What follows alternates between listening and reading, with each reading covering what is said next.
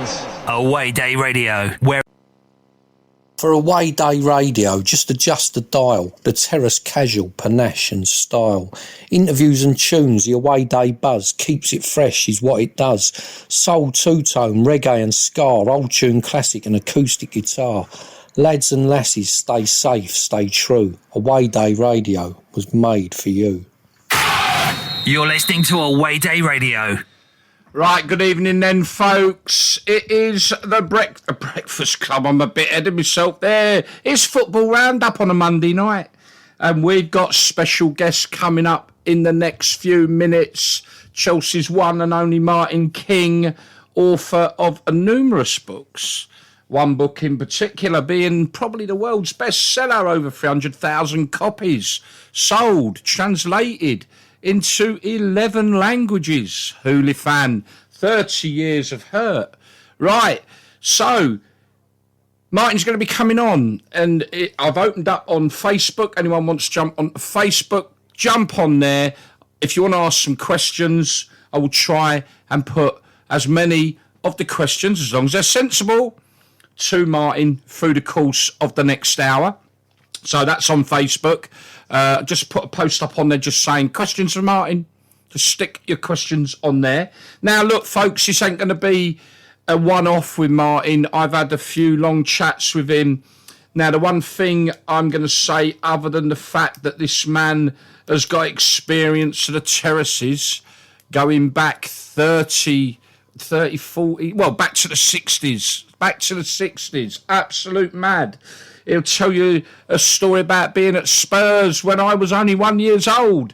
So other than that, there's one thing that stands out with Martin for me, and that is his pure love of football, summed up in one sentence, really, when I was speaking to him in the week. And that sentence simply was, if I'm driving along the road and there's a football match in the field, I'll pull up and have a little look.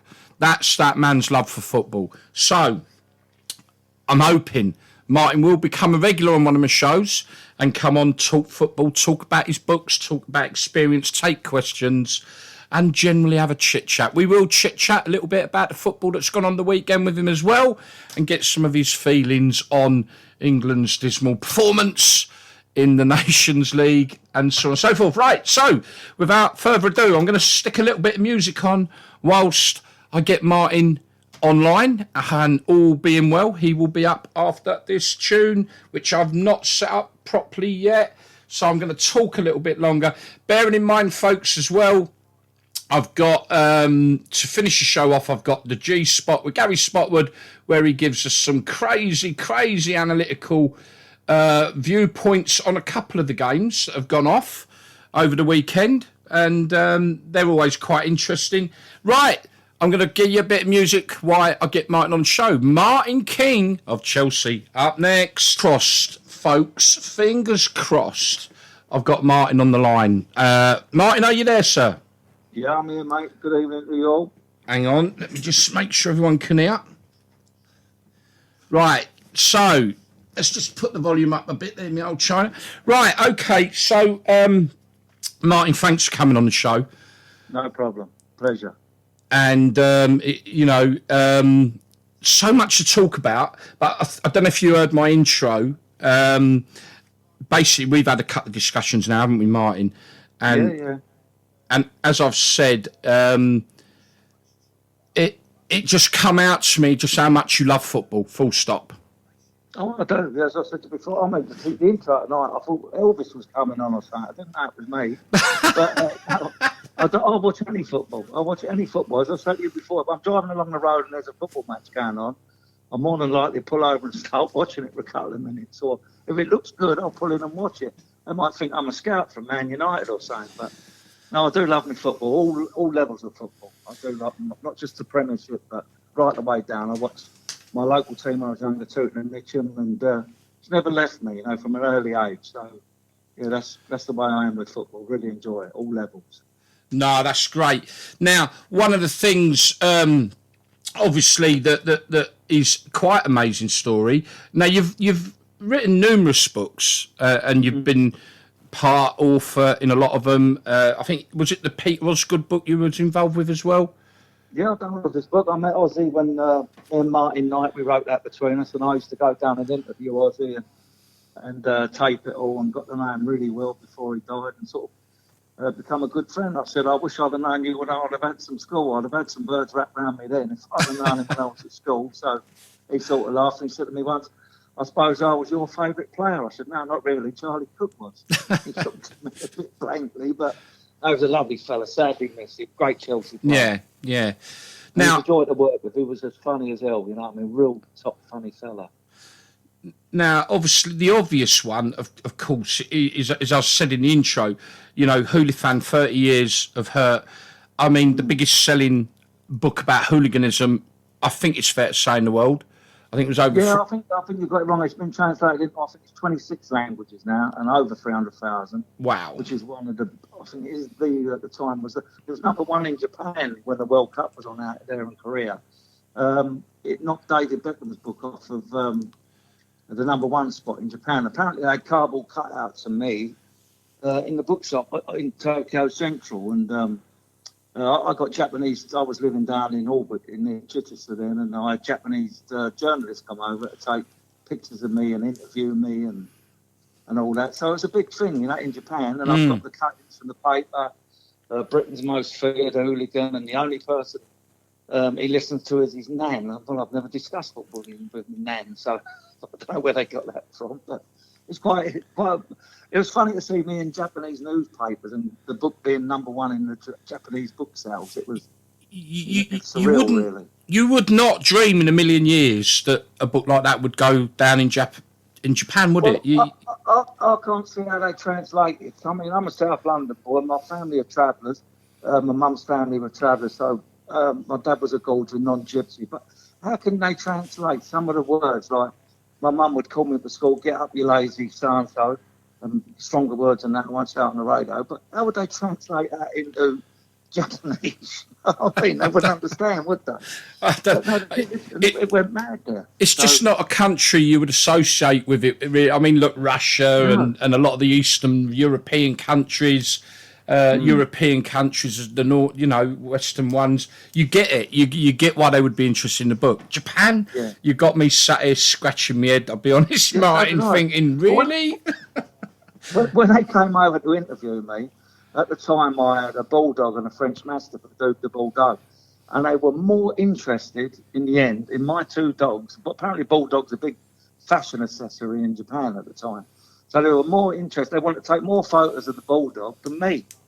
So it was just, the whole thing was so surreal with these Japanese journalists turning up. I had about 6 loads of them turn up. We used to sit in the back garden and drink tea with them, and they'd film me. And it was like I was one of the Beatles or John Lennon going out with Yoko Ono or something. But it was just madness. But funny times. But as you say, who would expect a working class fella from South London having the number one book in Japan?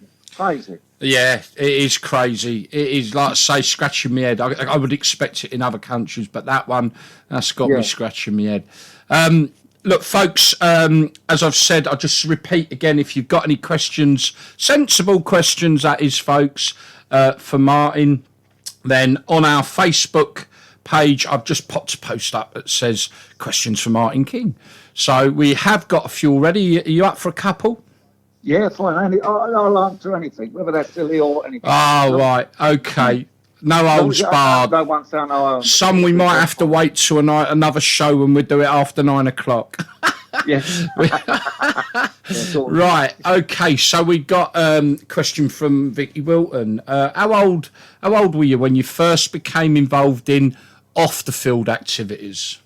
I can remember that really clearly. That was Tottenham away the year after they beat us in the cup final. It was 67 season, and I went with a lot of older boys from my area in Mitcham, who I'm still friends with, quite a few of them now.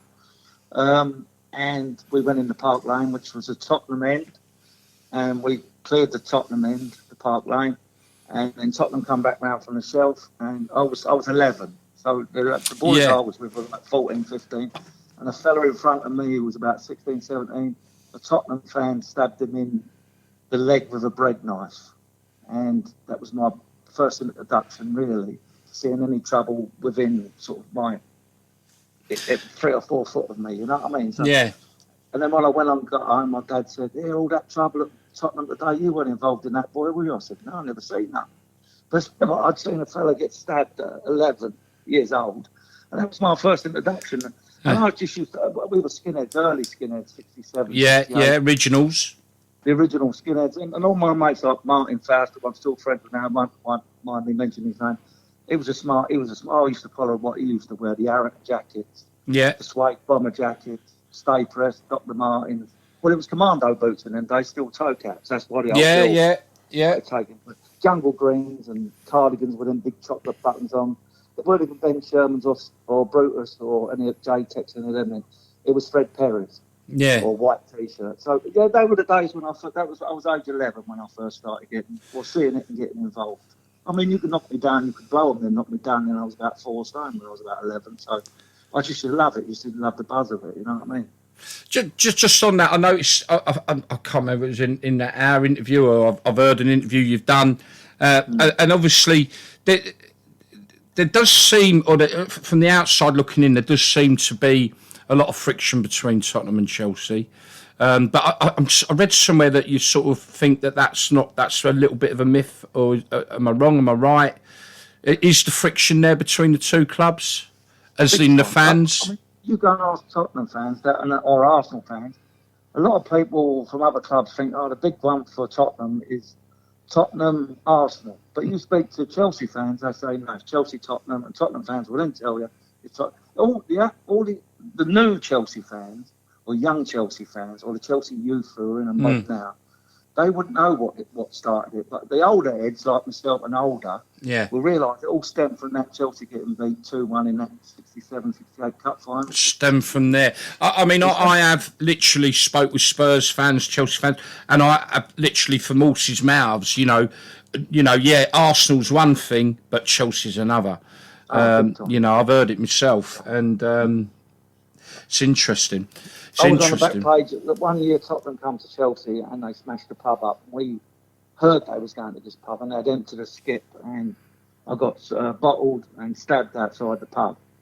And they came round the corner with a Mahoney and Scotch. So it was real big trouble. It goes not so much, but I tell you, give them their due.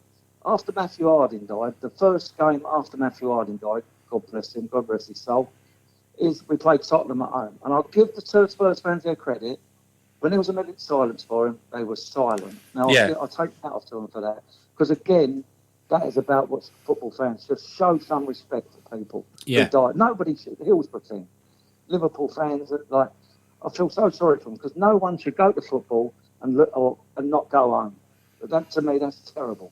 So, I give my respect to the Tottenham fans for what they've done. For the credit for the Matthew Harding minute silence. They were brilliant. So good luck to them. And people were laying wreaths and scarves and flowers outside the ground. They never come along and caused any trouble that day. I thought that was a great gesture. Yeah. Maybe that sums up where maybe, I certainly have seen it. I think we've mentioned it as well in our conversations, the football family, as we would call it, whether you beat 9 barrels of shit out of each other, swearing, Gary, on a Saturday morning, but there just seems to be, how can you put it? I guess cut from the same cloth. Well, I mean, as you know, I've not been well with cancer over the last few years, and for me, it's got worse. But one of the West Ham main lads reached out to me this week, and it really knocked me back to 6. And a couple of the real faces at Millwall have contacted me and said, good luck if you need anything. The same as this West Ham fella. He only knows me from football and we probably cross swords with. And he names all the main fellas in the ICF and that. And he knows Kaz, who I've done a book with as well, Terror Surgeons. And it really sort of brought it all together. And from then I've had Tottenham fans, Arsenal fans, the Gooners, the Herd, all their mob. Tottenham's mob, all coming on and saying, Martin, if you need anything, we're here. And to me, that speaks volumes about real football fans. Yeah. And that really lifted me, but took me back this week because I've had a bad week with the cancer. And then boys from all clubs, I've got it from my mate Jasper up in Huddersfield, who you know about, I've helped him with his book. Yes, aware of that. They've all helped me. They've all been absolutely brilliant in lifting my spirits this week. And I could never, ever knock any of them for what they've done for me. So fair play to you. Thanks, lads. You know who the real boys are, so Yeah. big thank you for that. So that's it. I think the real football family really come together when someone needs it. You know what I mean? Yeah. So fair play to them. Good luck, boys. No, and yeah, big shout out to them lads that have Big reached out this week. Mate. You don't know how getting in, like my little lot who I go with, I've been going with the same lot Chelsea 30, 40 years. They're on the phone every day to me. Chris Chudnam, Gary Holding, all the boys, Franny Tyndale, who's a Tottenham fan. Every day they're on the phone, how are you? So the football family is more than just rivalry. It's about, we're all the same, my mate, Arsenal mate, Alan Bates says the same thing. We're all the same people that follow a different club, and that's it. We're all what we are, and we know what we are. Yeah, no, absolutely. I know you're a Watford fan, that's quite sad really, but I forgive you for that.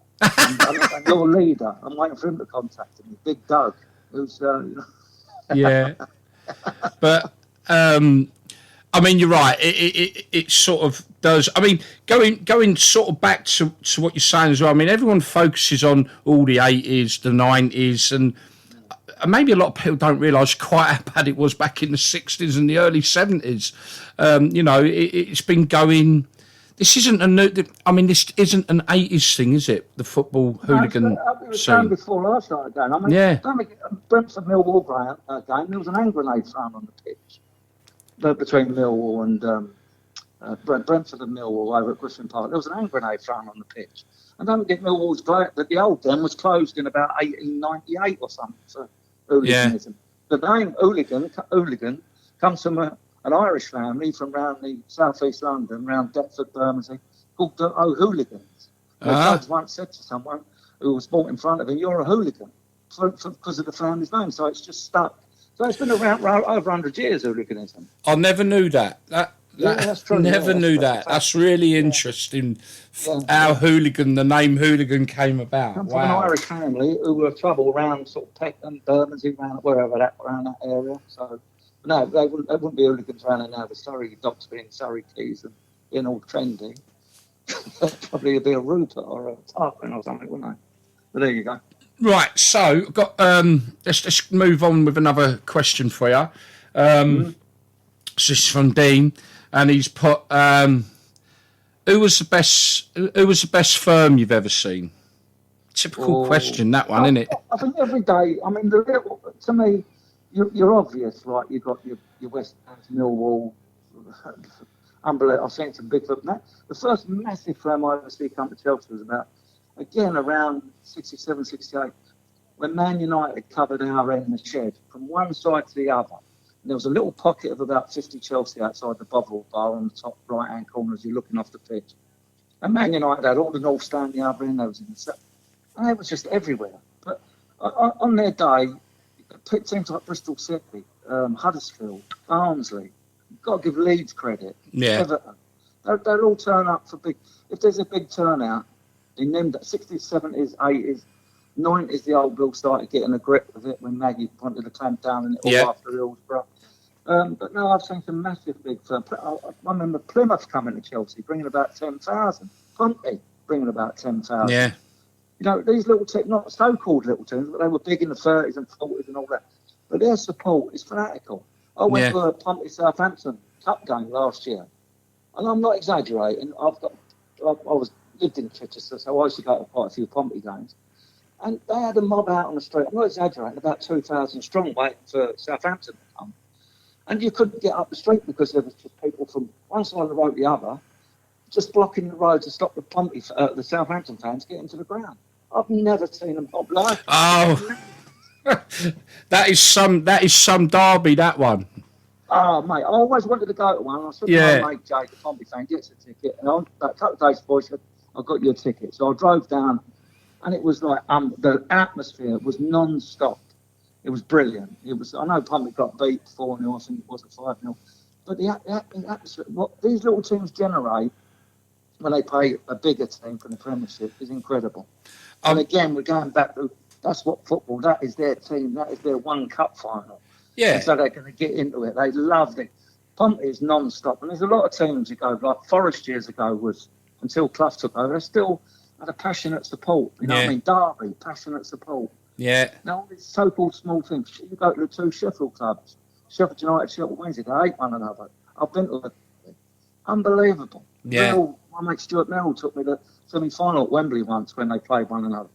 And Oh, yeah, I remember that. You know, it was brilliant. The same as I've been to Sunderland, Newcastle. You go to the old Roker Park, that was so intimidating. You had the Roker Roar there. It was brilliant. You know what I mean? But no, I just think any small team on their day can pull a good firm, get a good crowd going, and that's what football's all about. So yeah, you talking about like you're absolutely right. You know, even non-league clubs can turn out on their day. You know what I mean? Yeah. I'll vouch for that. My team too in Mitcham played Crystal Palace in the cup a few years ago, and the Crystal Palace lot got the shock of their lives. Yeah. They thought they were coming down to a load of idiots, and I think the whole gypsy community of South London turned out was. Yeah, no. I think we touched in a conversation last week where obviously I live only a few minutes away from where Kettering Town now play, and they've had some naughty scale. I think you'd come across them back in the day at Wimbledon. It was. Yeah. Well, I lived in Mitcham, and I could literally walk from where I lived in Mitcham to Wimbledon's old ground at Plough Lane, and Chelsea were playing Newcastle or Middlesbrough or somewhere up north, and me and a couple of mates walked over, had a couple of pints, went in the ground. All of a sudden, it was one covered end and a big bank up the other end at Wimbledon, right tackle of the ground. And this mob, about 60, 70, 80 strong, come round all smart. Said, "Where's your lads then, boys? What we talking about?" He said, "Well, who are you?" I said, "Chelsea. What are you doing here?" "What's my local team?" "Oh," I said, we're looking for Wimbledon's mob." I said, "Well, you won't find anybody." And that was it. But Kettering, I'm thinking, this is in the early 70s. Yeah. Kettering, in a mob. 60, 70, 80 hand. Yeah, I know. Yeah, so you're right. The non-league scene, there's always been bubbling under and sort of been overlooked by everybody else. But I think a lot of non-league fans also support bigger clubs, but that's their local team and they will go with it. That's the way I looked at it. You know what I mean? Yeah, absolutely. I don't know whether I'm right or wrong on that, but no, I think you are right. I think. You know, most, like, if you support shall we say, a top tier club, and I mean, you know, professional club, maybe not in the lower sides like your League One, your League Twos, other than I think, you know, everyone's got a soft spot for their non-league clubs. I mean, I know, you know, like I say, I've got a soft spot now because I'm local to Kettering, but I've followed a couple of teams in Milton Keynes before now. And, you know, gone down and watched them. I mean, the glorious thing nowadays is you can have a pint while you're watching the game. There's no cameras and no old Bill. It's wonderful. No, no old Bill following you about taking photos of you.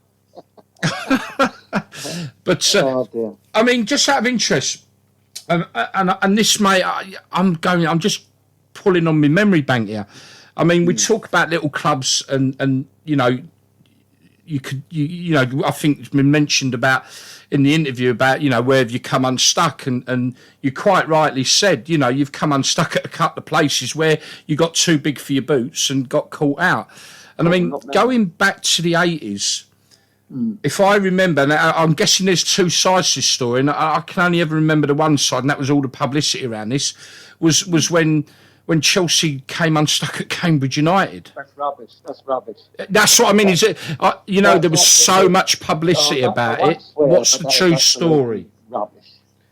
I'll tell you the story. We had in them days. We had thousands going away, all in their Pringle jumpers and all that. It was them days. I didn't dress like Ronnie Corbett, so I didn't wear all that crap.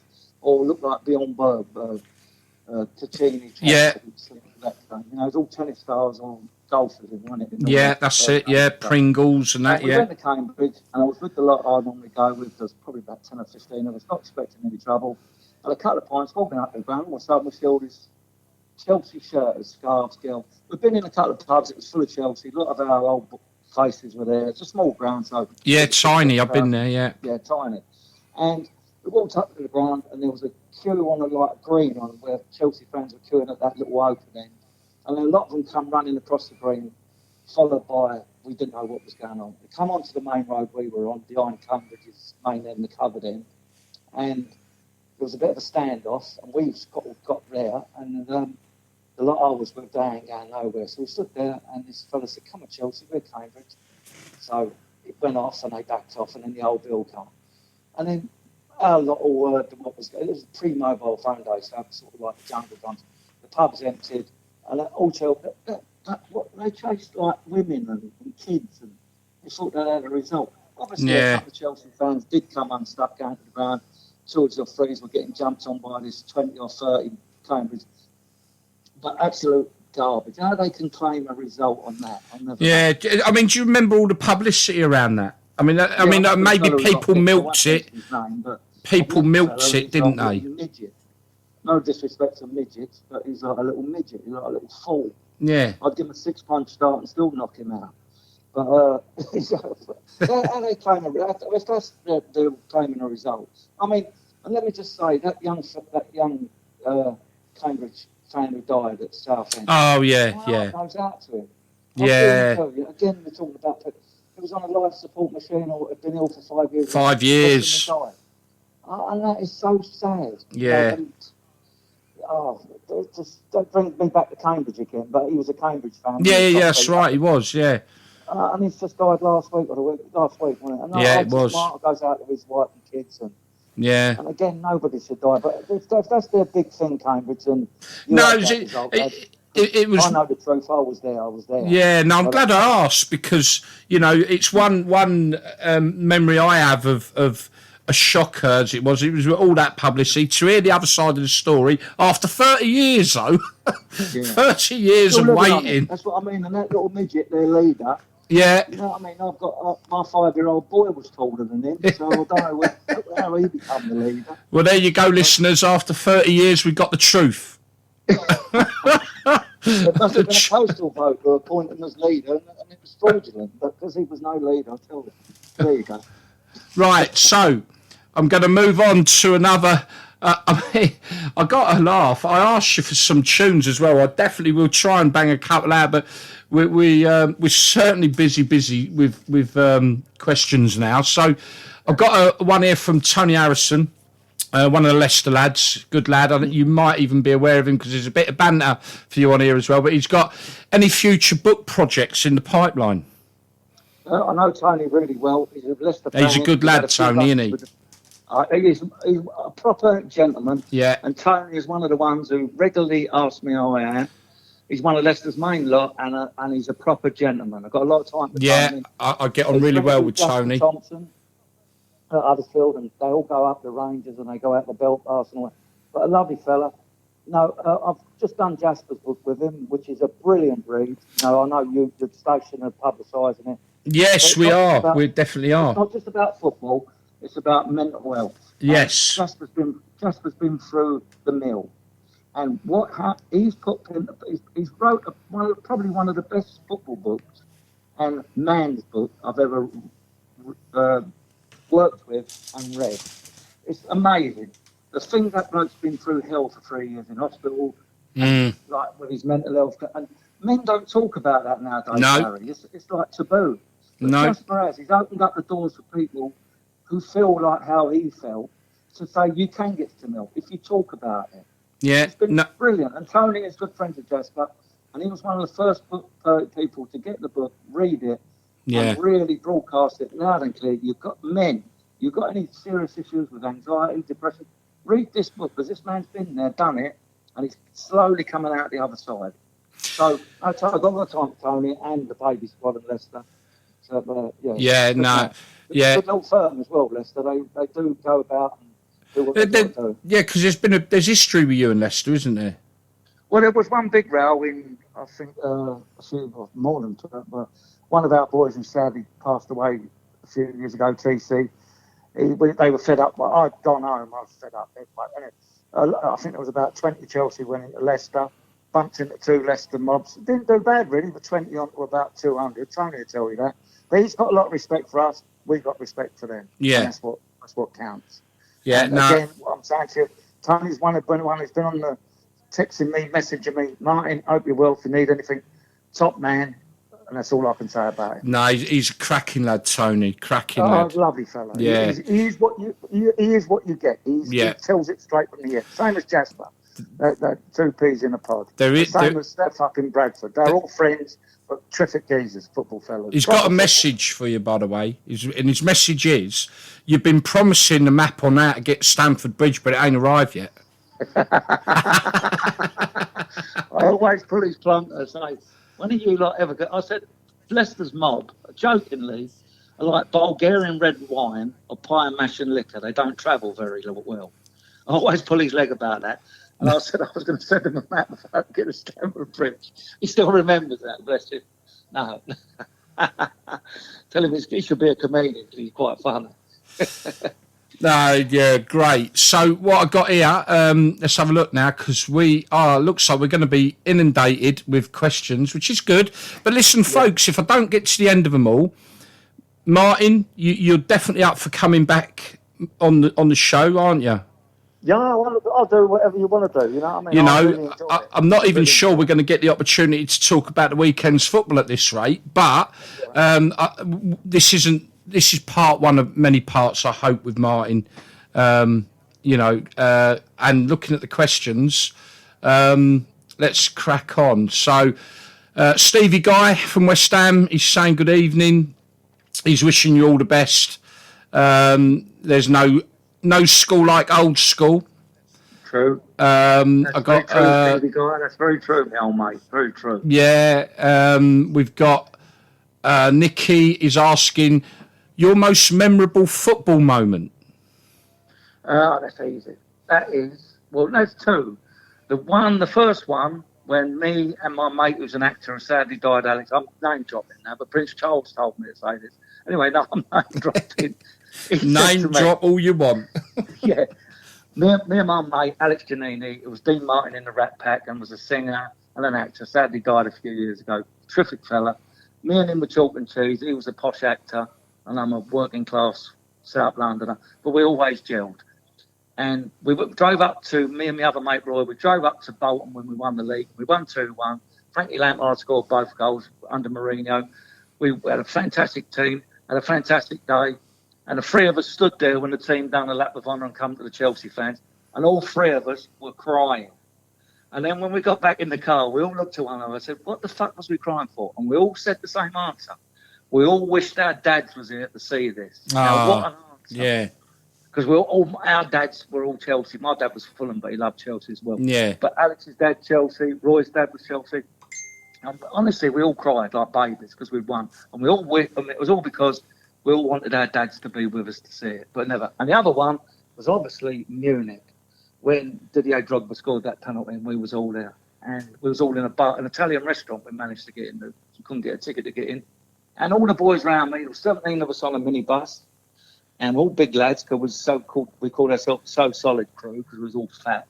And everyone was in tears when we come out of that restaurant at the end. So that's my two most memorable moments of going to Chelsea, or going to football. Great memories. Yep. And I guess there's many more that sit behind that as well. That's the thing about football, though, isn't it? I mean, look, we got the terrace side of it, but people think we only go like we only went for the one thing. We didn't. We love our teams, our lives. They don't get it. Yeah, that's we're devoted to them. I spent all my money on them. I spent my life going up and down the country. I used to go home and I was like, my mum, we'd lose at Chelsea when we had crowds of about 6,000 playing York or Shrewsbury or someone or Watford, some little teams. And I'd go home and we'd lose.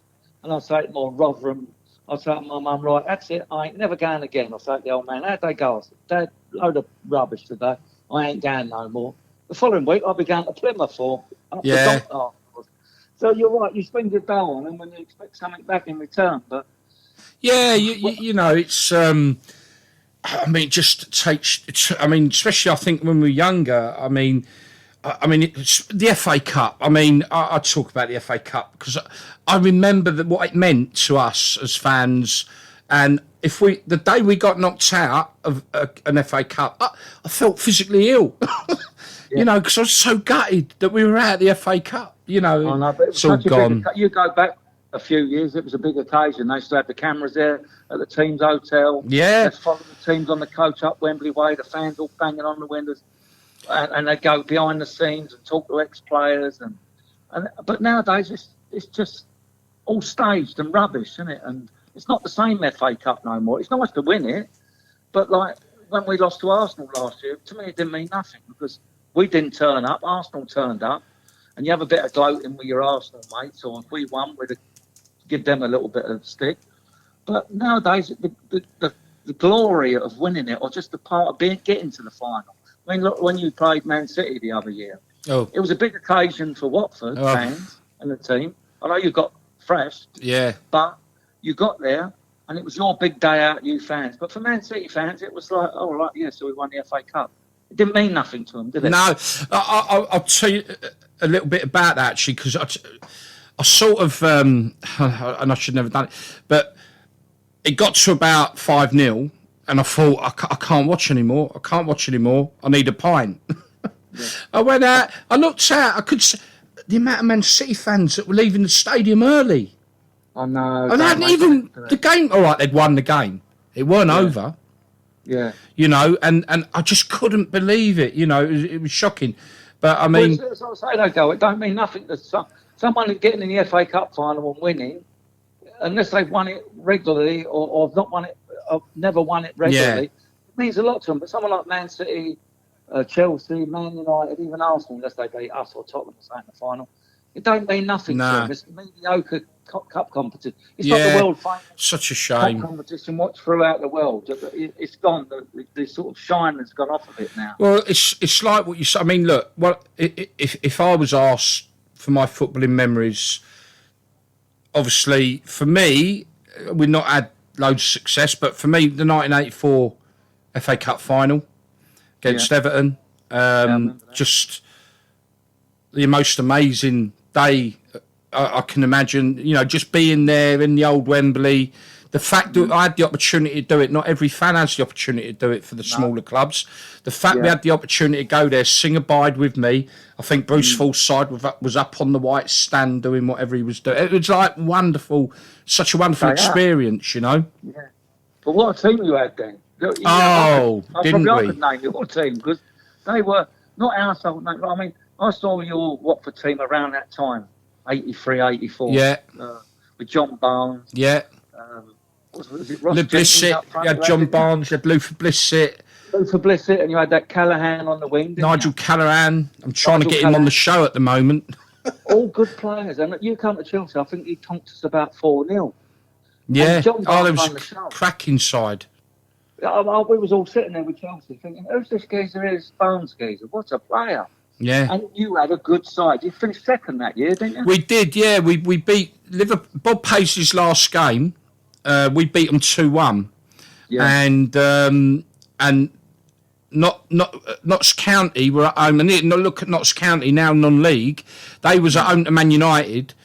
And Man United were third. We were second. So we had to beat Liverpool, and they had to, well, I think it worked out. We were third, they were second. And Notts County beat Man United 3-2. And and we beat Liverpool in Bob Paisley's last game. They'd won the league 2-1, and we got second again. I mean, the 82, 83. So just that's all, and it will always be cherished, you know. Yeah, Luther Blissett was some player. I mean, he went out to Milan, didn't he? After that, I mean, he went to Milan. There's a funny story behind that, and I had it confirmed by people close to the club that. I had treated, but I asked a few questions about this to people, and it seems that there is some truth behind it. But Milan made a mistake, right? They wanted the black player at Watford, and they meant John Barnes, and they took Blissett. Now, correct me, folks, if you're listening and you know anything about that story and I'm wrong, please let me know. But I've been told by a couple of people it is fact that they actually made a right cock up and got it wrong. Blissett didn't have the greatest time out there. He was there for one season, came back to us, went to Bournemouth, I think. But he got an hat-trick for England as well, Blissett. Yeah. You know, but it was a cracking side. Telling people, sign the black geezer, they signed the wrong one.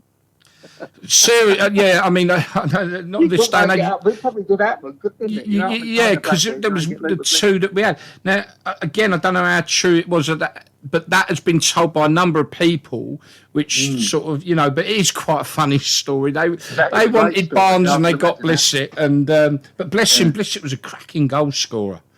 He was a workhorse, wasn't he? Yeah, proper workhorse. Barnes had the flair and the skill and the style, but. Right, okay. So one last thing about Watford Chelsea back in the 80s. I was there that day when you broke your away fan ban. 3,500 Chelsea turned up at Watford, and the police had to open the gates and let you in, and that finished the away fan ban that Chelsea had. Yeah, that's right. Yeah. Yeah, 3,500 turned up. Went on the train up to Watford and. We all got in, and they let us in. A lot of us got in for nothing. Yeah, that's right. They opened up the gates. Yeah, I remember. The majority of us got in for nothing. But I've enjoyed my times going to Vicarage Road. It's a nice little ground to go to. It's a day out just outside London, isn't it? So and again, they're another little team. Never really done anything. Finished second. Been up to a few cup finals, but they still got that loyal support. Yeah. They got a big catchment. I know they got this thing with Luton and all that going. But you've got a big catchment area there. They have. Yeah. M25. I think it's sort of a bit crowded out with Tottenham and Arsenal, I guess. Maybe, I guess us and QPR probably suffer from both that.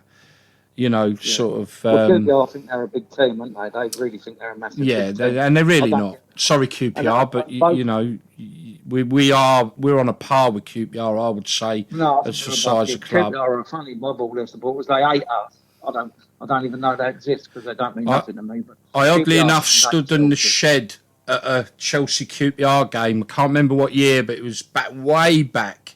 My mate was Chelsea, and it was an Easter. We'd played on the Good Friday, and I think Chelsea QPR was on Saturday. So I went down and I stood on the old shed at Chelsea QPR. Yeah, but right. Listen, back to some questions. Yes, otherwise, I'm not going to get through them. I've got Simon from Bristol Rovers asking, was you at Rovers Chelsea 1980? And if you were, what's your memory of coming on the tote end? Piece of piss. No, sorry. Yeah, I was there. I went to a couple of games at Rovers when we played the Gas. I've got good friends who are Bristol City fans. My old mate Angus Nutt and Chris Brown from Bristol Rovers. I know Chris. I've had him on the show. Yeah, Chris fella. Brown, Angus, great book. Bristol City, mate. Lovely fella.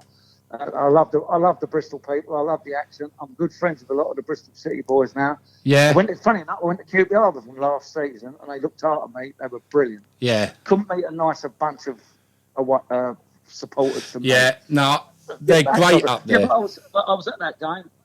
We went on the tote end. Apparently, not many teams ever went on there, and we cleared it. And I think we were on there a couple. We played them again, and we was in there. Then got put in the halfway line and back. But outside, that was game as anything. There's all the Bristol boys, our Bristol City and Rovers. But no, fond memories of going down to Bristol. But we come unstuck with Bristol City though. 1 year we got absolutely slaughtered trying to get in their end. So yeah. But then again, taking up little smaller teams lightly. That's why we come unstuck. Think we're going to walk in. We're Chelsea. See you boys, but no, not at Bristol. Rovers and City both turn out for the big teams. They got some good boys down there. And the other thing is, we're talking about fashion. The Scousers always say they started the casual look. To me, it's a load of rubbish. There was always, when I went up there as a 15-year-old, they were wearing donkey jackets and steel toe caps. Yeah. And that was just the birds. So they was never this casual until they went shoplifting in Europe, when I was in Europe in the mid-70s. Yeah, But Bristol City boys was always up to date with their fashion, what was worn on the terraces, the same as us London boys. And you talk to the Bristol boys, they always tell me, latest fashions come out. They used to come up to London, buy it, and wear it in Bristol. Whereas other teams didn't really do that, like Birmingham and Wolves, all your Midlands teams, Forest and Derby. They was a little bit behind us, London boys, with the fashion stakes. Liverpool were years behind. I don't know about that. But no, Bristol boys was always smart. And you went there, and they were always dressed smart. There was always up for a row, and now I'm friends with a lot of them. They're lovely people. They are. I've had a couple of nights out up there with the gas lads, and they proper looked after me, and they got me on the cider, and that was it. I was done for, mate. Did they get you gattered then? Did they get you going? Yeah. Right. So what we got here? Jonathan Parmenter. I hope I pronounced that right, Jonathan. Who's the best-looking hooligan? I've just said that, didn't I? I've said he told me once when he's a lovely fella, Jonathan, and he told me once he was Britain's best-looking football hooligan. I awarded him that title. But there you go. No, he's got him here. He will know the answer as it's in one of his books, Football Rivals. Have a look at him. Jesus, well, he looks like Godzilla. Bless him. I know Jonathan. Yeah. And that's his claim to fame. He's Britain's best-looking football hooligan, and he probably was when he was about 5. Come on, Jonathan, stick a photo up of you at 5 on our Facebook, my old China. Come on. He could pull a bird. He was a good-looking fella. There you go. It's been said you were a good-looking fella, mate. He would not like anything like in that way, but he was a nice-looking boy, and he had a way with the birds did just sort of flock round him. So he looked a bit like Herman Munster, you know what I mean? So he had that look about him. He only needed the bolts in his neck. Oh dear. Another one from Stevie Guy. Are you aware that Bill Gardner's bringing out a book? Yes, I am. Yeah, I've had a few conversations. I've met Bill many times when he was the head doorman. This is quite a surprising claim from Bill that he's had 400 fights and never been beat. Well, I used to go to Bill's club when he was head doorman down at Red Hill and Busby's. Most Fridays or Saturdays, to say hello to Bill. I used to go around. As I say, I'm from South London, so a lot of my friends and cousins are travellers, gypsies. So we used to go there. Every night, every time we'd go in there, we'd turn up probably 2 polos, sometimes 3. Go in, Bill, let us in, don't pay. All right, lads, no trouble tonight, lads. No, cushy Bill, you're brand new, you're all right. We'd go in, and then I'll read, or someone pointed out to me that a couple of the boys were well-known bare-knuckle fighters, gypsy bare-knuckle fighters. I've done one of them's book, so I'll leave it at that. Yeah. So there's a lot of people who could have a core, what we call a core in gypsy, a fight. So none of them ever recognised Bill, and he never recognised any of them. So I don't get where the 400 fights comes in, if he's going to have a majority of his fights against travellers. Because I probably know every good bare-knuckle fighter in London over the last... My grandfather was a bare-knuckle fighter, was a pro boxer as well. Tiger, his name was. Tiger Jeremiah Lyons. Everyone knew Tiger, my grandfather. So I've been down a line. I mixed with Johnny Bloomfield, who trained, Dennis Andrews, Frank Bruno. So I've been along Andy Till, Rocky Kelly. So I've been along boxers and bare-knuckle fighters all my life. What I'm saying is, Bill never ever spoke to none of the top bare-knuckle fighters I was with, and they were renowned bare-knuckle fighters. And yet he's had 400 fights, never been beat. Now I find that a bit strange, that they don't know him and he didn't know them. Yeah. But believe me, when I go with 2 of them, the 2 brothers, every traveller in the world would know who these 2 boys are. Every traveller. You can speak to Tyson Fury, he would know who I was talking about. So they were well known. But Bill didn't know them. So that leaves me a bit, not saying he's a liar, but it's just a bit surprising that he's had, and apparently he's saying that he was a traveller. I've never heard him speak Romany. I speak fluent Romany. So do my children. So do all my family.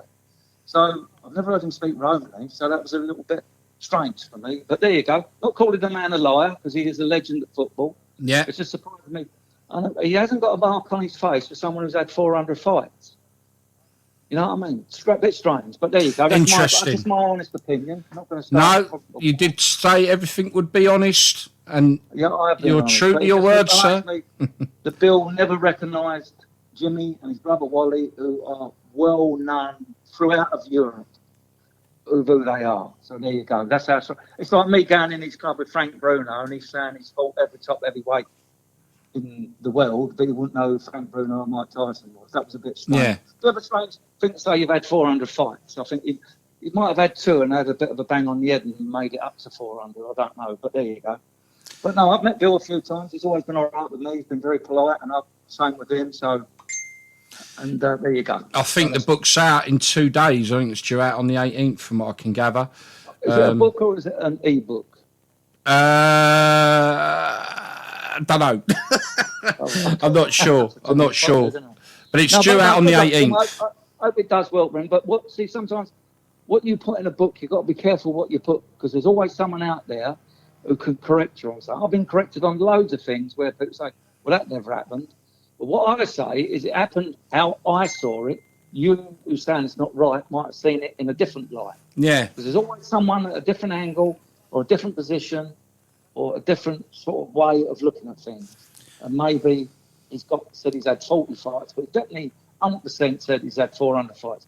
Now, in my day of growing up in London, there was maybe he wouldn't have had 400 fights on the cobbles with travelling boys on sites, because I probably know most of the people on the sites around London, so English travellers. So I just think, well, where's them 400 fights? Well, that's it. It's up to him to say what he wants to say. But people have asked me and they think, well, who did he fight? Yeah. So there you go. But good luck with the book. I hope it does well, because he is a legend over West Ham and everybody knows him. So yeah, that's lovely. And I've met him and he's a perfect gentleman. So got no grief with it. No, cool. So yeah, it's quite interesting what you're saying about being careful what you write in books. As you know, I'm Watford, and as you know, we have a couple of authors from Watford, and they do come in for some criticism at times. Bless them. You know what I'm on about. Yeah, and I'm their biggest critic. I am their biggest critic, and I always have been. And I think I told you the story the other week when me and Martin had Hooligan coming out on mainstream. Dougie Brimson had done some stupid book, Geezer's Guide to whatever it is. And he'd done a couple of other books, and we was invited to Terry Venables' club in Kensington, Scribes downstairs. So we got near Martin night when we got there, and there had a piano there. Dougie was sitting at the piano, like Liberace. He only needed a candelabra on the table, and he was like about 20 or 30 of these Sunday Now on Sunday and the Telegraph and all the big broadsheets, and living on his every word, how he was the ex-Chelsea headhunter and he was the top man at Chelsea, and how he'd beaten up some fella who I know, who, again, he wouldn't get anywhere near the fella he's talking about. An incident, and I just piped up and I said, hang on, mate, who are you? You ain't no one at Chelsea. And he looked at me and he said, well, who are you? I said, no one, nobody. So everyone's now turned their attention to me, and Martin Knight's got now just like, what do you have your big mouth for? So we was at the bar and having a drink, and I was all looking over at us. So we stayed for a while, and then we went. As we were going upstairs, he come racing up. He said, Martin. And we both called Martin, so we stopped. I said to Martin, hang on, I think he wants to have a tear-up. He'd go straight back down them stairs. He said, no, what I'm saying, I started out as an extra on Casualty, and the director said, like, you and your brother Eddie look like me and my brother Eddie look like skinheads. Why don't you write some books? So it was people sending stories into him, which he published. But the good ones, he was making out it was him. Well, there weren't no good ones, but most of them he was making out he was there, was involved in it. So what me and Martin done ingeniously, we started sending him fake stories in about Leighton Orient's really vicious firm called the Ice Cream Buns. And the other, believe it or not, he printed it. And the other one was when the mist comes over Carrow Road, you can see a mob all dressed in oilskins, yellow oilskins and sou'wester hats, called the fisherman mob, the trawlerman gang. And he printed it. He said, these vicious Norwich fans, when the mist clears, you can just see them sitting up in the stands. They don't mix with anyone else. They just wear yellow oilskins. He printed it. What a donut. What a donut. So, sorry, what was the name of the Leighton Orient firm you the made? Ice Cream Bun. Ice cream. Sorry. And then everybody jumped on the bandwagon. They was all sending him stories in about, it's just the man's an idiot. He's never been anywhere. He was in the Air Force as a storeman or something for 38 years. How did he ever go to football? And every time Watford, I've spoken to Watford fans. I said, who is he? They said, he's just some big fat idiot who used to go Watford and has jumped on the bandwagon. And he started doing screenplays and wrote Green Street, and then Kaz hijacked it and took it over, didn't he? And I just think he's a pathetic. You know what I mean? He really is a pathetic person. And to say that he's even admitted to me he's never been a football hooligan. And people I know who see him now, Not they say he's aware of hobbling him, about, yeah. isn't he, on a walking stick or something, isn't he? On crutches or something. Yeah. I mean, I've seen him down at Watford, and he don't look very mobile. He has a walking stick and that now. Never Yeah. been mobile, has he? You take a gallon of petrol to get round him with his big fat ass. You know what I mean? He's just an idiot. I've got no. Yeah, and he used to do prizes, and he used to have what's the name? A football thing on the web. He had a web page, and he used to say, "I'm going to give away a star prize, but you have to apply for it, and no one knows what it is." And then you never heard no more. Or I'm working on a big project with Steven Spielberg. Nothing ever happened. He's a fantasist. A fantasist. That's all he is. He needs some therapy. Needs some therapy. Wow, we're certainly having a great show. It's some real good things. Doug is listening. Hello, Doug. What's your weight, son? We got I've got so much more. Bob Reader says gold old memories. Yeah, Bob Reader. Don't know if, Bobby Reader. Yeah. Me and him, it's Bobby Reader from Mitcham. I love him to bits. Me and him he's just put a post. He's just messaged me actually, and just said like on the Awayday page, and just said the golden memories, mate, absolute gold. If it's my Bobby Reader, I say my Bobby Reader. I love him to bits. Me and him started. He's talking as if he knows you, mate. So I guess mate, it is. It's Bob. I got all the time in the world with Bob, mate. I love Bob. He's an old Mitcham boy, big Chelsea fan, and a proper hard man from Mitcham. They breed them in Mitcham hard. Proper travelling hard man, and I'll give him to take me out off to him. And so, and he'd have been one of the ones who used to come to Busby's with us now and again when he'd ventured out of Mitcham. So I got a lot of time for Bob, and he was always there with us when we were young. So a lot of the Mitcham boys. He's one of the top Mitcham boys to come. One of the best people that come out of Mitcham, Bob. We've got a lot of time for him. Cool. That's made me quite choked hearing from Bob as it happens. Oh, lovely. So, no, that's great. That's yeah, lovely memories. Me and him had some days. But I'll just quickly tell you about Bob. Worked on a building site together when I was building the new flats in Mitcham, and there was an off licence, and we were playing Wolves away. So Bob jumped over the fence at the end of the day on the site and nicked a barrel of what do they call it back in, not red wine, what's the other one? Excuse me. Anyway, nicked a barrel of sherry. He nicked a barrel of sherry, yeah. Oh. So we took it on the train with us up the wall. Barrel of sherry, like two old, like deers, sitting there drinking glasses of sherry out of this barrel on the football special down to Wolves. I've had some great days with Bob. Lovely, lovely fella. God, that's took me back in saying that, mate. Lovely. Yeah, no, he's just said wonderful, wonderful memories. Going on, I've got an interesting one come up here. And that is from Alan Jones, Cardiff. He's the chap who does Awayday Apparel, clothing brand. Yeah, you know Alan? Yeah. And this is an interesting one. I'm not sure how you're going to take it. So he said, Cardiff at the Bridge in 2010. I think we all remember the footage of that one.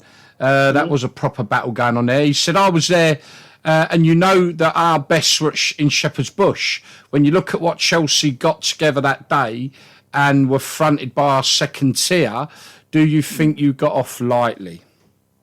No, I think they did. But don't forget, listen, I know a lot of the Cardiff boys. I know Annis, Dave Jones, obviously I know Tony Rivers and Mac, who used to run all the doors and that in Cardiff. Got a lot of time for him.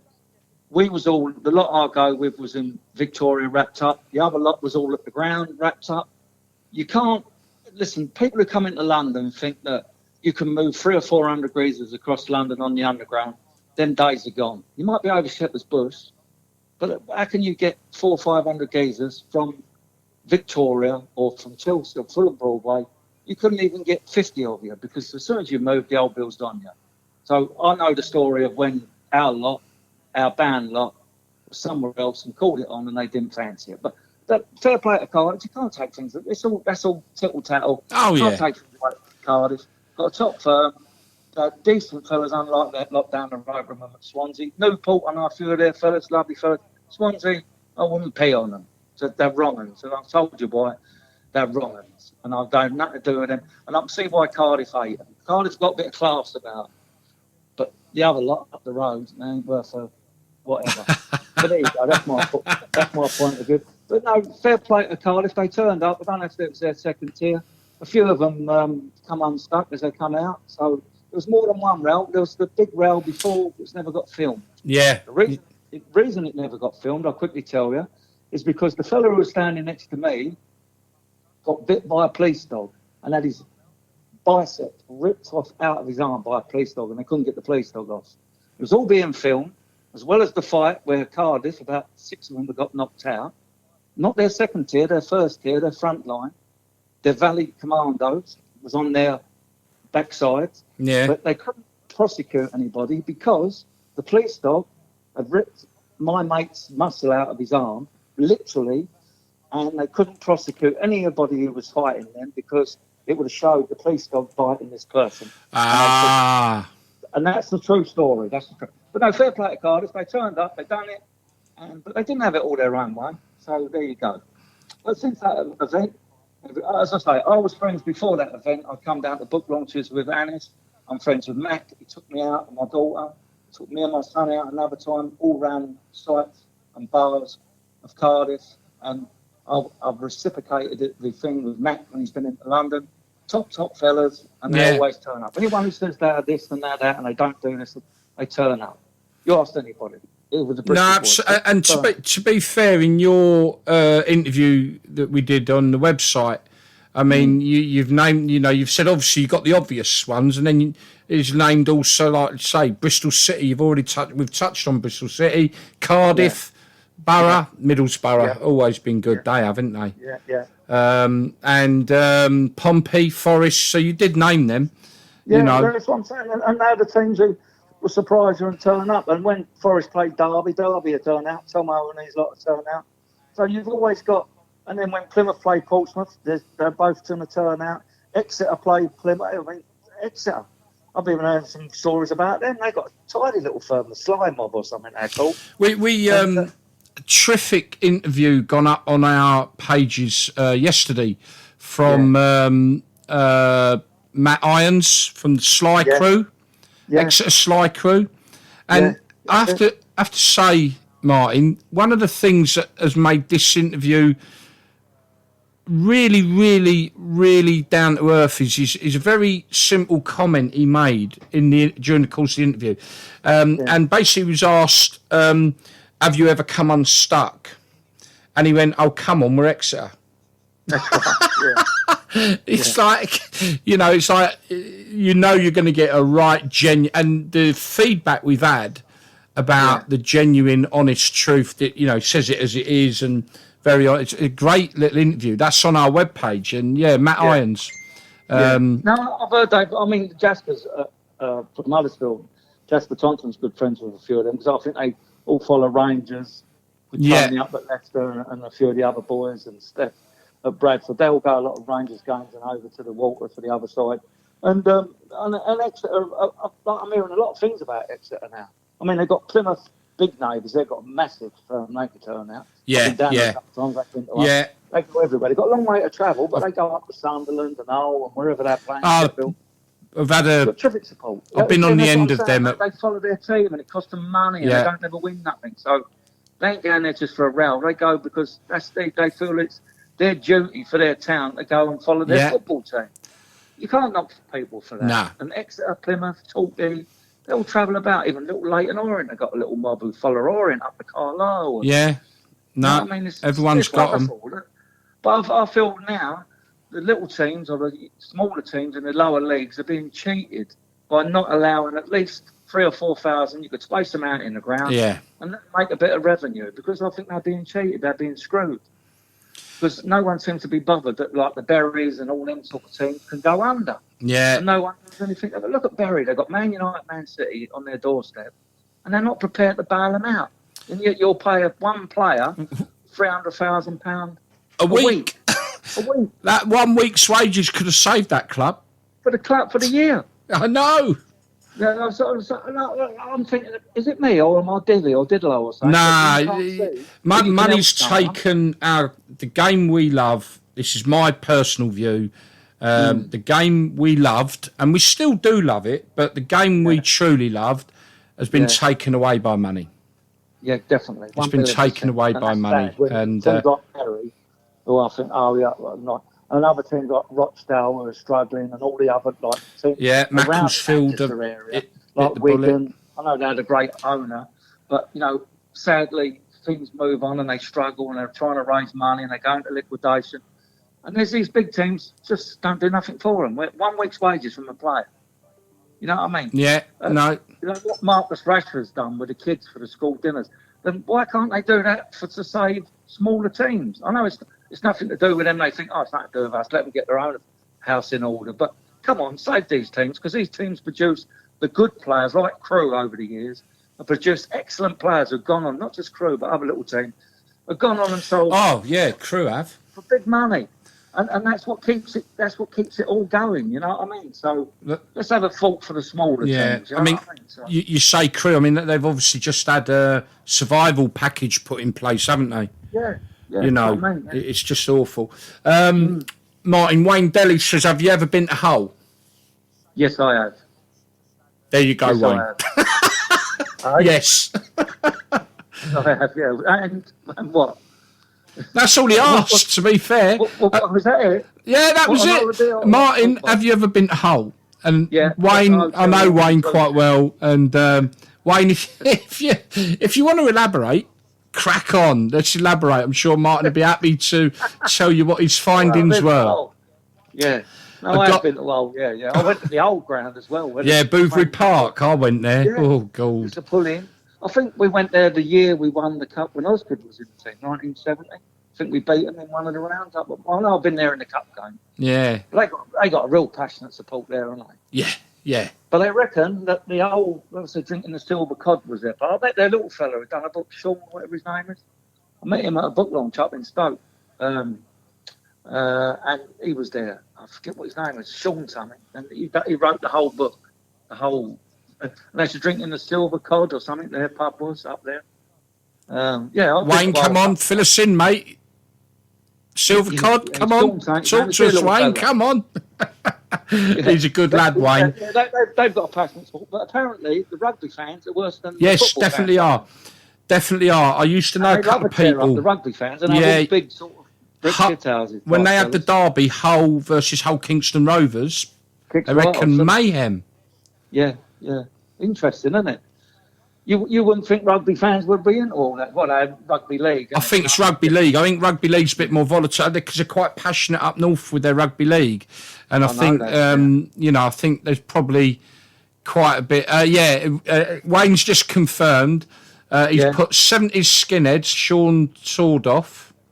That's it. Sean Tordoff. That's it. Yeah, that's it. And yes, it was a silver cod. There we are. That's their part. I remember watching a video of them having a row with Huddersfield in the car park, and it looked like a blinding row and all. You know what I mean? So the car park just outside the away end. That's it. Yeah, mate. That was where I remember coming out there once. That was where they'd wait for you. Yeah, that's it. Yeah. The car park, as you come out that horrible little away end.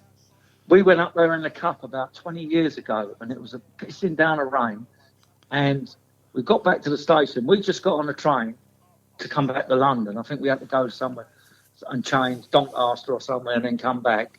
Or somewhere we went anyway and changed and come back. And the train behind us was with about 50 Chelsea fans. And they'd been terrorised by about 500 Hull fans had come in the station, no old bill. And they got chased everywhere. But we just got back out of the game, about 150 of us, and got on the train. But this other lot behind us said, "You've never seen a mob like it. No old bill. Pissing down the rain, we're being chased all around the streets of Hull." I said, "Oh, right, you had a good time then." But it was a great atmosphere. They were well up for a relatively fancy one at Hull. You know? Oh, they are at Hull, yeah. But there's another sleeping giant, isn't it? They got into the Premiership. Yeah. Spent silly money on silly players from Mexico, Uruguay, and Paraguay, or wherever. And then just disappeared. Yeah, they're down in League One now. Had a dreadful season in the Championship last year. Oh, no, they did, didn't they? Yeah, dreadful season. And they wanted to change the name, didn't they? That was it. Yeah, I mean, fair play to the fans. They put their foot down and said no, but it was almost like an Americanised Yeah. baseball team name or something stupid, and Yeah. the fans said no. And to be fair, the fan power won over on that one. Yeah, I do remember that. I thought, and didn't he want to change the name to Hull City Tigers or something? Oh, Didn't he? something like that. Yeah. It was all too much American. Yeah, and he wanted to change the kit, and the kit's been with them for donkey's That's years, it. hasn't it? Yeah. So, the same as that geezer who went into Cardiff. Cardiff. To wear a red shirt. Yeah, and he Amazing even geezer. built that extension to the stadium in red seats as well, didn't they? Yes, And but he wanted to go red, didn't he? But again, Yeah, well, he did for about a season. did, didn't yeah, Then he yeah. changed it to blue. But Cardiff have always played in blue. of course. Hull have always played in stripes. Why do you come in and Americanise it or Ah, Malaysianise it or whatever you want to call all these foreign owners? Just stick with the club. Stick with what it is. so That's what you bought it for. we've got 15 minutes left. Mr. Gary Spotwood is not going to get his slot. Don't worry, Gary. We'll catch up another evening. But he has got something he's just asked here. He always remembers Chelsea with umbrellas coming up to Birmingham in the late 70s. Respect Martin, he said. Yeah. What was it raining? I was well dressed as a Was it raining? umbrellas. What's that? What was that? Did you have umbrellas? Well, yeah, I must admit, I've had a brolly at football matches. Come on, Gary. What's it? Well, I'm just saying that. You need to elaborate, Gary Spotwood, please, on the brollies. Remember Chelsea coming with umbrellas because it's pissing down the rain, probably. Oh dear. We got another thing. I've been to most derbies in this country, but I've never been to Villa Birmingham. I'd love to go to a Blues. Gary. Do you hear that, mate? Huh? I'm so talking to Gary now. Gary's listening. Gary, see what we can do. When we're allowed back in to watch football, Martin would mill a derby. Gary, oh, mate, yeah, I've been up with Gary. It was a proper meal and all that, mate. On the bench as a sub if he's that connected. But, No, Gary? I'd love to ask him as well. Why is I know obviously it's because they're in the same city and there's rivalry and all that, but they really hate one another, Villa and the Blues, don't they? Mm. They don't like one Oh another. no, it's deep, really deep. Really? Yeah. The Birmingham, the Blues don't accept Aston Villa as a Birmingham club. Don't they? No, they say. I'll have to. What we do, I'll get Gary on next show. I'll let you know when it is, and we'll dig into it with him. All right. Yeah, And I'll let you know when it is, so you can listen in and you can ask the questions, whatever. But we'll get him on, and we'll dig to the bottom of Birmingham Villa's hate. There's a lot of history behind it, a little bit like Millwall, West Ham with the Docks and all that sort of history. You know, there's a lot of history. It's a lot of these rivalries. It'd be good for us to have a show where we can dig into stuff like that, Martin. Yeah, I've looked into a few of them, like the Pompey Southampton one. Yeah. Because of the dock strike, and they broke the dock strike. They call them the scum. That's why they call them the scum. Yeah. Because they say the scum broke the dock strike, and they should have stayed strong. Like Pompey was staunch, right, the docks are closed, whereas Southampton went back to work. I feel a show coming up, Martin. Yeah, that would I be think good. there's a show coming up, and where we look into local rivalries and the history behind them. That'd be good. Exeter Plymouth as well. That's another one, isn't it? Bristol City, Bristol Rovers, obviously. So There's a level of hatred there as well. I mean, it don't just. This goes on during the week with them. You know, mad. I've been up to Liverpool. I've done a documentary up in Liverpool, and a thing called Writing on the Wall. And me, Irving Welsh, and Kaz Pennant went up for about 3 or 4 days and done a thing for him up there about football. And I didn't realise there was such a big hatred between Everton and Liverpool. And obviously, you're right about that because everyone thinks they all sit at home, arm in Yeah. arm, or in the stadium, sitting and drinking cups of Bovril and hot dogs and that. But they don't. no, I found it rows up confusing. Yeah, there's real rails up there between the two teams. So it'd Right. be interesting to do something like that. I think so. Yeah, we'll have a chat about that. I think that could be a cracking show. We can maybe pick certain rivalries and we'll do a bit of background work on them, and it'd be good. Got another one for you. Has Martin got anything to say about Chelsea's travels in Europe, e.g. PSG? Oh dear, they're coming up with some stuff there. Yeah, PSG. We the first time we went there. I didn't go, but a good friend of mine got hurt out there quite badly. Was in hospital, got stabbed. Um, yeah, that you seem to be not just fighting the French fans, you're fighting with the French police who side with the French fans, if you know what I mean. A bit like the Yeah. Spanish police. Yeah, I know a few, but apparently our lot really. Well, we've been out there twice, and both times we've turned up and done well. I've heard Arsenal went there once and done well, and I've been to a few French. So I didn't go to the two PSG games. I went to Bordeaux. I've been down to Marseille where there was trouble. Yeah. Bordeaux where there was no trouble. But yeah, PSG are renowned for. I think they're called the Boulogne boys, aren't they? They're mob, and they got a lot of African fellas with them. And the old Bill tend to go with them. Because if it kicks off, they're going to spray you with CS gas and hit you. And they are heavy-handed, the old. They are. And the second time, our lot. It's funny enough. I've got a fella who goes with me. I won't say his name because he won't like me saying his name. But he got on the Mexico out there the last time we played, and 50-handed, a couple of youth and a couple of the old lot I go with. And this fella, he knows who he is. He's a big boy. I'm not exaggerating. He's about 6'7" and about 25 stone. And when we played Millwall years ago, me and him was the last two out the CBL because they couldn't shift me and him. Mainly him because I was hiding behind him. But he's a big boy. We got on the metro, going off to the ground, about 50 of them, go down onto the platform, coming down the other side on the other platform, coming down the stairs on the same platform. It's PSG's main mob, all masked up. Our lot didn't give them time to think. They smashed the granny out of them. And then they jumped on another tube and off they went. But that was the one result our lot had because the PSG lot never had their right police with them to back them up. But no, our lot give it to them that. But no, we've done really well. But they are dangerous out there because they got the old bill with them as well. So. Yeah, I went out some of the games in 2016 for the Euros, and I wasn't at Marseille. I was at St Etienne, and I was at Paris for a while. And the police were just like, yeah, you're right, just totally just want to get involved. That's how it felt. You know what I mean? When say like you get Barcelona or Real Madrid or Atletico or Seville, any of them teams, and so the Italian teams as well, Juventus, Milan's and all that, Napoli, when they all come over, their fans come to London, they get treated by the old bill fairly. Yes. When we go abroad, even if I've been there, even if you're not doing anything, they'll still whack you over the head for a reaction. Now, if someone's going to whack me over the head, they're going to get a reaction. Or whack any of our lot over the head, you're going to get a reaction. But they seem to want to cause trouble so they can. And look at that Spurs fan out in, I think it was Seville a couple of years ago. He was in a wheelchair and they tipped him down the terraces. Yeah. You know what I mean? What's that all about? You know, if the British old bill done that to a Spanish fan, there would be outcry.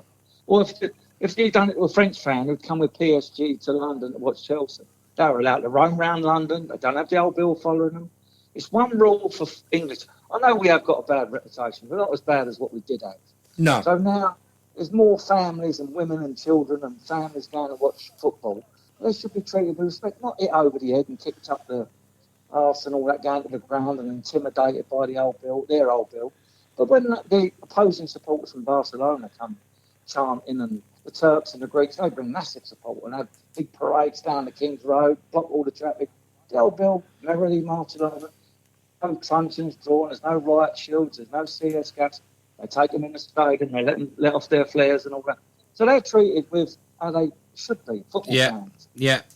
Our lot, when we go abroad, especially when I follow Chelsea, is like, oh dear, you've got a real plan your escape route after the game so you don't get bashed over the head. And that's everywhere in Spain I've been. You know, Valencia, they want to row here. Yeah. Well, I think the worst ones are Madrid, old bill. They are. I mean, they've had it with everyone, haven't they? Madrid, old bill. They've left early. I mean, but Bolton, I think, was out there one year, weren't they? And they're mad. No one ever said anything about them doing it though. You know, it's just football fan. You deserve it. No, we don't. One of the worst things I see was when we were in the World Cup in Russia. me and a few of the lads, we went to Benidorm instead, as you do. Yeah. Before we watch. Anyway, so we was out there, and I forget what game it was. It all spilled out onto the main strip after England had won a game. And my mate got badly battened. They just wanted us off the street and just charged through. But I see a Spanish, because they got 3 different types of copper, ain't they? You got your local one, then you got old Franco's mob, ain't you? The real nasty buggers.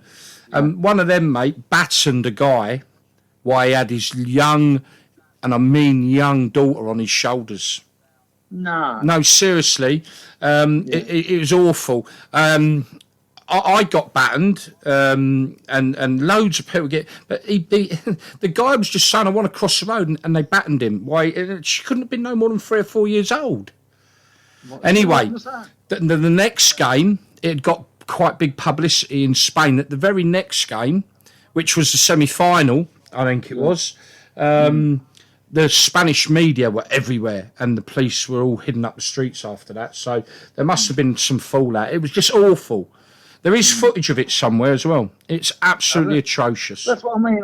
They think, oh, we'll take a few liberties with these half-wit English fans, or British fans when Celtic and Rangers go abroad and all the Aberdeen and that go abroad. And they just think, oh, we'll take a liberty with them. No one's going to say no. Oh, they do.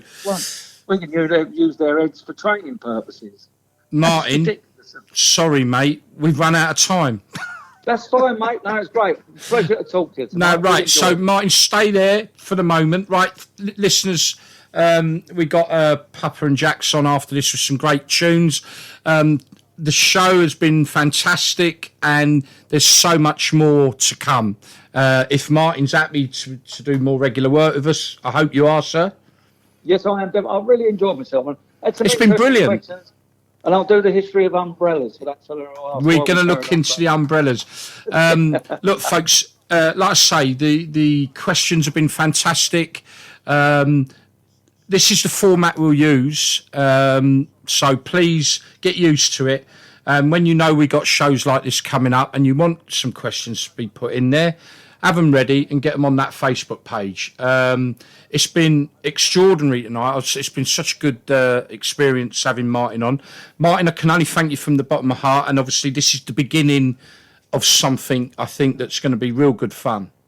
Yeah, it is. I've really enjoyed it, Gary. Thank you for having me on. It's been brilliant. Thanks for all the questions of the people listening. Oh, fantastic. And yeah, folks, thank you for listening and joining in. It's been really great to have so many people interact with the show.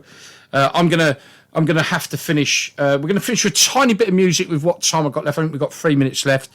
Martin, stay on the phone if you would, so we can have a chat. And everyone else, really, really, honestly, thank you for listening. This is what Awayday Radio is going to be all about, and what we're building to. Music from all the genres, music that we all grew up with. We talk about the fashion. We even spoke about there for a while with Martin, the fashion from 1967. And it's about what we love, football. As much as some of the football maybe we don't love so much anymore, but we still love what we grew up with. And this station's all about that, folks. So please, please, please stick with us and stay tuned in. Keep an eye out for when Martin's next on with me, which hopefully will be very, very soon.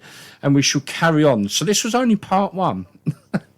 Martin, again, thank you so, so much, mate. Yes, and I am going to play out with, I hope, one that you, this is one of your favourites. This is Upstarts and Clint Eastwood. Ooh. Let me move the furniture back. Move the furniture back. And what have I just done? I've lost it there. What happened there? What's the matter with you? You're so unprofessional. I pressed the wrong button. Right, I'm going to have to give you another one. I lost it. Joe Gunn. Run. Go on, another one. Go on. We'll go with that one.